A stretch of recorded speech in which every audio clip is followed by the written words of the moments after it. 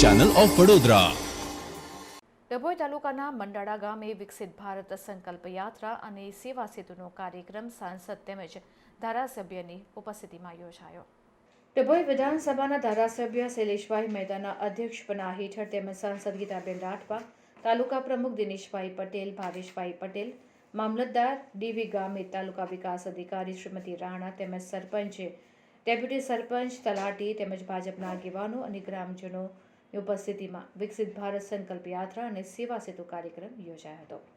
મદદનીશ કલેક્ટર યોગેશ કાપશે સૌ મહાનુભાવનું શાબ્દિક સ્વાગત કરતા તેમણે જણાવ્યું હતું કે બે કાર્યક્રમો વિકસિત ભારત સંકલ્પ રથ યાત્રા અને સેવા સેતુનો લાભ મળ્યો છે, ત્યારે વિસ્તારના ગ્રામ્યજનોએ અચૂક તેનો લાભ લેવો જોઈએ। આ પ્રસંગે વિદ્યા ભવનના બાળકોએ સ્વચ્છતાના સંદેશ સાથે નાટક રજૂ કર્યું હતું। યોજનાકીય લાભ મળેલ લાભાર્થીઓએ મેરી કહાની મેરી જુબાની દ્વારા પોતાના મંતવ્યો રજૂ કરી સરકારશ્રીને ખૂબ ખૂબ અભિનંદન આપ્યા હતા। તમામ લાભાર્થીઓને મહાનુભાવના હસ્તે યોજનાકીય લાભ, કિટ્સ, ચેક વગેરે અર્પણ કરાયા હતા। કાર્યક્રમમાં ઉપસ્થિત તમામ લોકોએ સ્વચ્છતાના સંકલ્પ સાથે આત્મનિર્ભર બની 2047 સુધીમાં વિકસિત ભારત નિર્માણના સંકલ્પ લીધા હતા। આ પ્રસંગે વહીવટીતંત્રના અધિકારીઓ અને પદાધિકારીઓએ ઉપસ્થિત રહી કાર્યક્રમને સફળ બનાવ્યો હતો।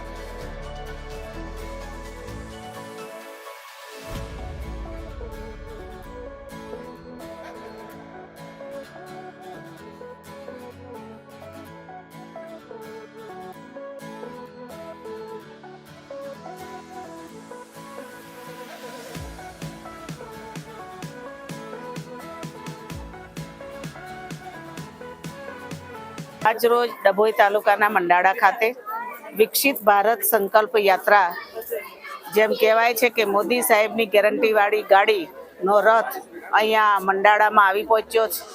આ રથની સાથે સાથે આ ગામમાં સવારથી જ સેવા સેતુનો પણ કાર્યક્રમ ચાલી રહ્યો છે।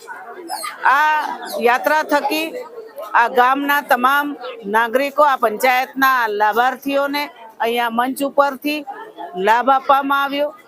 આ યાત્રાનો હેતુ આપણા યશસ્વી પ્રધાનમંત્રી નરેન્દ્રભાઈ મોદી સાહેબનો જે સંકલ્પ છે 2047 સુધીમાં વિકસિત ભારત બનાવવા માટે, તો એના સપના, આપણા મોદી સાહેબના સપનાને સાકાર કરવા માટે અહીંયા ખૂબ મોટી સંખ્યામાં ગામના આગેવાનો, ભાઈઓ બહેનો, ભૂલકાઓ ઉપસ્થિત રહ્યા અને ખૂબ મોટી સંખ્યામાં ઉત્સાહભેર અહીંયા રથનું સ્વાગત કરવામાં આવ્યું।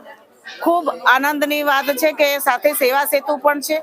જે પરિવારો અત્યાર સુધી લાભથી વંચિત રહ્યા છે, અહીંયા સ્થળ ઉપર જ એમના જે કંઈ ડોક્યુમેન્ટ જે જરૂરિયાતમંદ છે એમને અહીંયા કાઢી આપવામાં આવશે અને આજે ખૂબ આનંદની વાત છે કે અહીંયા ખૂબ મોટી સંખ્યામાં મંડાળા ગામના અને આ પંચાયતના લોકો આ યાત્રામાં સહભાગી થયા.